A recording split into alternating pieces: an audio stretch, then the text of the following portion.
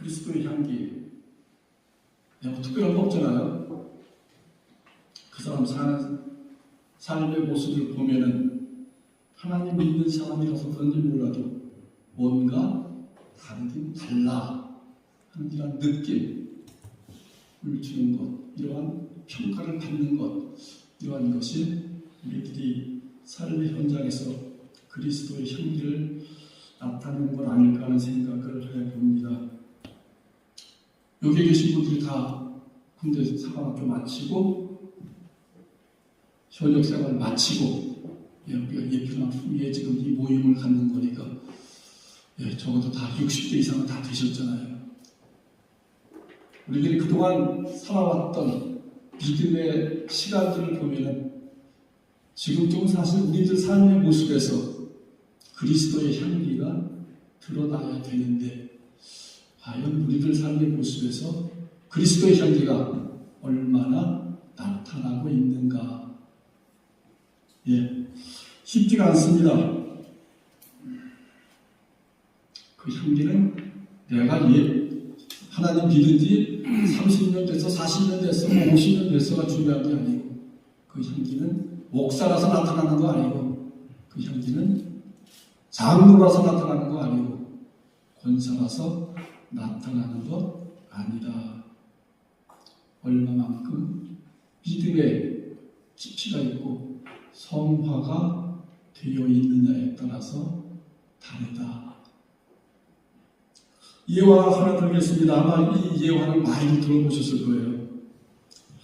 폴이라는 회사원이 뉴욕에서 미팅을 마치고 동료들과 같이 이제 자기 집으로 가려고 이제 공항으로 가려고 나왔습니다. 금요일이라서 교통체증이 심해가지고 택시 타기 쉽지 않았었죠. 근데 마침 그때 택시 한 대가, 빈 택시 한 대가 그들 앞으로 왔습니다. 택시를 보는 순간 동료들 이것저것 안 가지고 쏜살같이 달려가서 택시를 잡았죠. 근데 이렇게 급하게, 그죠? 그 사람들 눈에는 택시만 보인 거니까, 빈 택시만 보인 거니까, 저거 놓치면은 비행기를 놓쳐. 비행기를 놓치면 오늘 집에 못 가. 그 생각만 있어가지고 빈 택시를 향해 달려갔습니다. 근데 이때 무슨 문제가 발생해요? 너무 빨리 달려가다 보니까 노점상에 야채, 과일 파는 그 판대기를 그냥 뒤집어 본 거죠. 과일과 야채가 땅으로 굴러 떨어졌지만 폴의 일행 중에서는 어느 누구도 개의치 않고 택시에 올라탔습니다. 근데 그 모습이 폴의 눈에는 보인 거죠. 폴은 택시를 타지 않고 참 순간 멈춰 섰습니다. 동료들이 외치죠. 택시에 올라타가지고, 야, 빨리 타. 이거 놓치면 집에 못 가. 폴이 대답을 하죠. 너희들 먼저 가. 그렇게 하고 나서 폴은 어떻게 해요? 노점상 할머니에게 다가가서 그 할머니를 봅니다. 그 할머니는 울고 계셨죠? 자세히 보니까 앞을 못 보는 시각 장애인이었습니다. 눈이 속였다고 보면 그 좌파때 뒤집어진 것부터 시작을 해가지고 보고 소리 고함이라도 치고 땅에 떨어진 과일과 야채를 주워 담을 수도 있었겠지만 앞을 보지 못하니까 그렇게 할 수 없는 거예요. 어쨌든 뭔가를 엎어짐을 느끼는데 내가 보지 못하는 거죠. 폴은 주저앉아 울고 있는 할머니를 위로해드리면서 땅에 떨어진 야채와 과일을 주워서 담아줬습니다. 수많은 행인들이 그 곁을 왔다 지나가는 사람들이 많았겠죠. 그러나 폴이 하는 행동이나 그 할머니의 울음, 이런 것에 대해서는 관심을 두지 않았습니다. 우리들의 삶의 현실의 그런 모습들이죠. 홀이 야채와 과일을 다 정리해 준 뒤에 지갑을 꺼내서 오늘도 할머니에게 드리면서 할머니 이 돈이면 손해보시고 충분히 해결될 것 같습니다. 할머니한테 말을 했더니 할머니가 홀한테 묻죠. Are you Jesus? 당신 예수님이세요? 이 말을 듣고 홀이 당황해서 얼른 말하죠. 나는 예수가 아닙니다. 그러니까 할머니가 얘기를 해요. 노동 가판대가 쓰러지고 과일과 야채가 땅에 떨어질 때 제가 도움을 요청할 사람은 예수님밖에 없었습니다. 그래서 저는 예수님께 기도했습니다. 예수님 오셔서 제발 나를 도와주세요. 이런 기도를 드렸는데 그 기도 후에 당신이 오셔서 나를 도와주었으니 당신은 예수님이 틀림없습니다. 예, 이야기는 여기까지입니다. 예, 이야기는 여기까지죠. 예, 이런 이야기를 듣고 각자 생각하는 게 많이 다를 겁니다. 예, 우리는 이 이야기를 듣고 그냥 고개를 끄덕일 것이 아니라 자기 자신에게 이러한 질문을 던져볼 필요가 있습니다. 누군가가 나를 예수님 같다고 착각하게 했을 때가 있는가?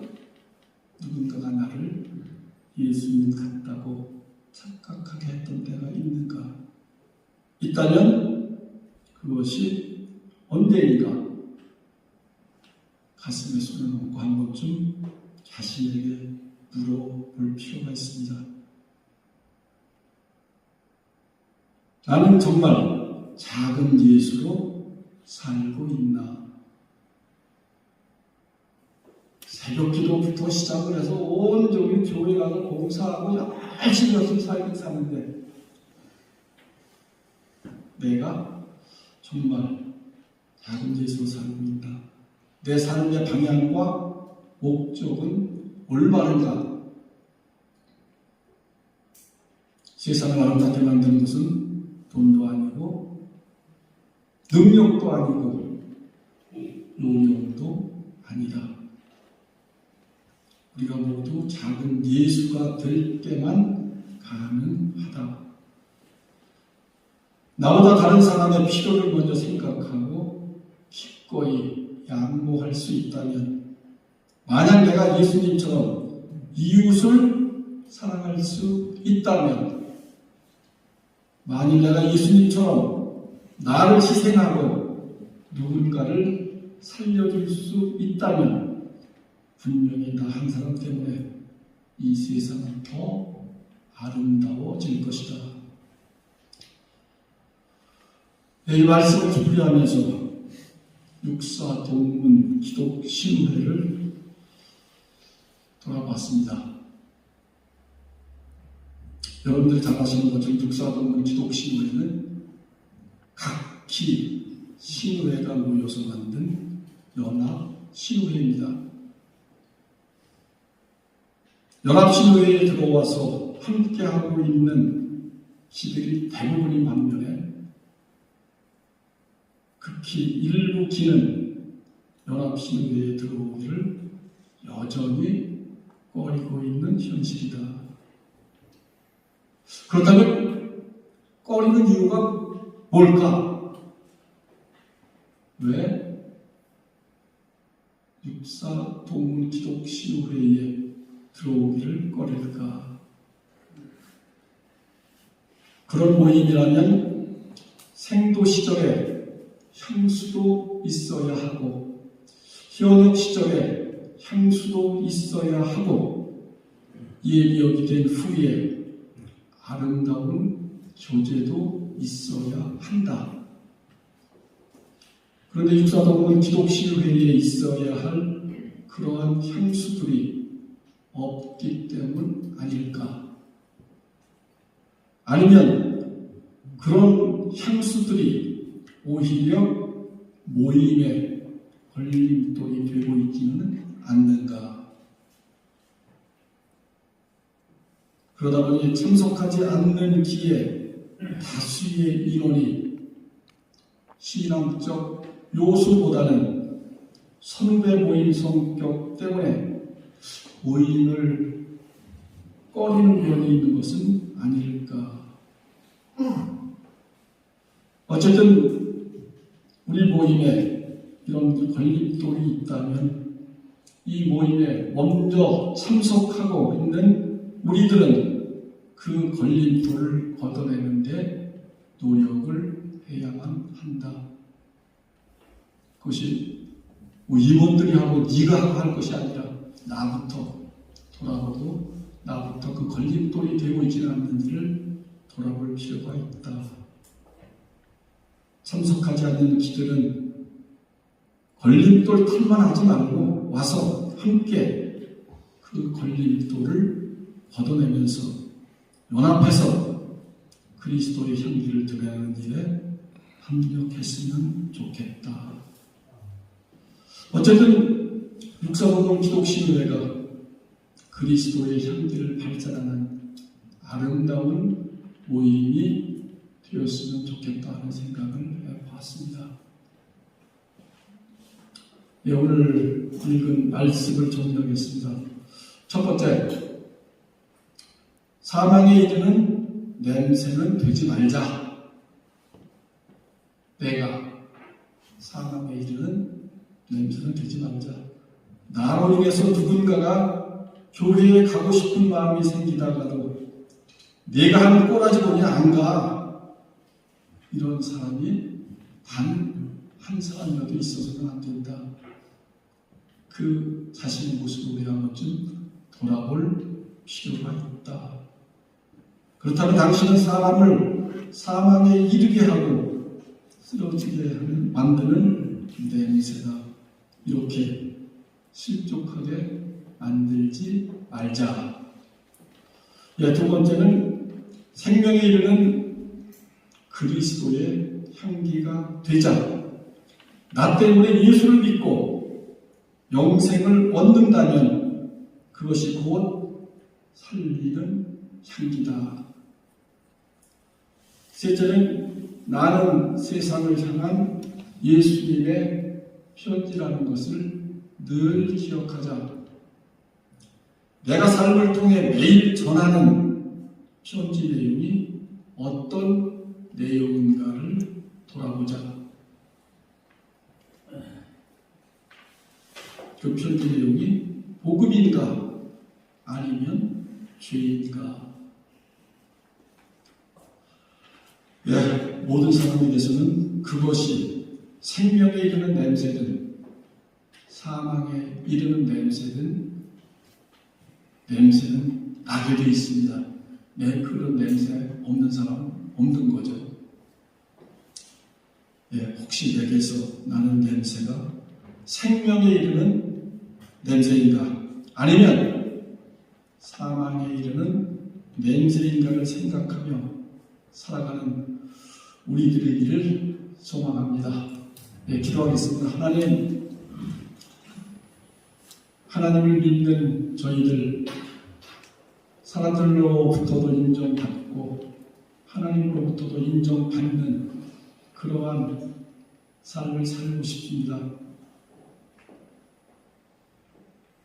세상을 살아가는 우리들 각자에게서는 그 사람만이 가지고 있는 냄새가 그것이 좋은 냄새이든 나쁜 냄새이든 하나님은 그 냄새를 가지고 사는데 하나님 내게서는 생명을 살리는 그러한 냄새를 풍기는 그러한 삶을 살고 싶습니다.